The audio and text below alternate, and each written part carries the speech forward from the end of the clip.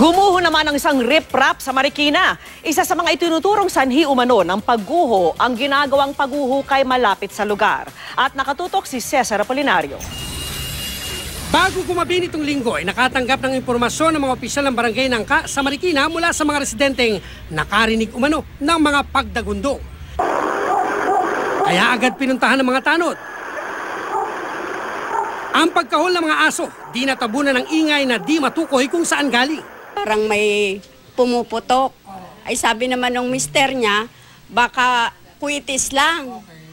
Pasado alas 9 ng gabi na lang ito natukoy. Gumuho pala ang may 20 metrong haba ng riprap sa ilog sa boundary ng Marikina at San Mateo Rizal.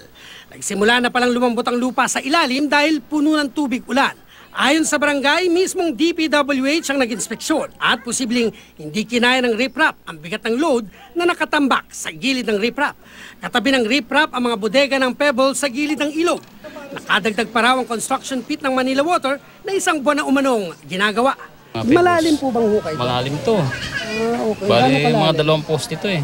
Ang ano ko doon, siguro sa sobrang na rin bigat nung mga pebbles o sa tagal na rin nung riprap. Bahagyang nasira ang bodega at isang bahay pero wala namang nakatira roon.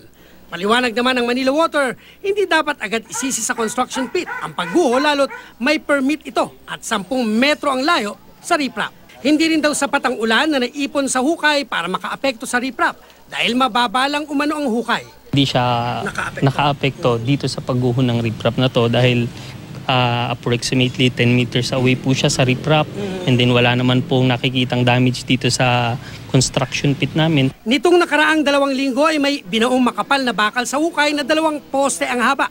Hinala ng mga residente, ito ang dahilan ng paglambot ng lupa. Pati raw mga sementong takip ng drainage na dating magkakadikit ay nagkahiwa-hiwalay na ngayon. Karoon ng movemento yan. Okay. Ngayon, tinan nyo, bumitak lahat ng simento rito. May ginagawa dyan, so naditigtig yung ilalim ng lupa, nayanig yung lupa, kaya na-trigger yung bigat.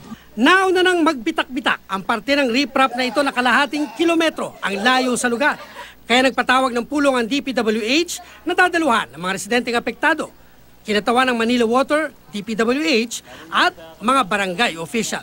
Ayusin din po agad para naman hindi delikado. Inimbestigahan pa lang ng DPWH na galing na rito kanina. Ano may plano ho bang lagyan yan ng bago? Inaayos na. Cesar Apolinario, nakatutok, 24 oras.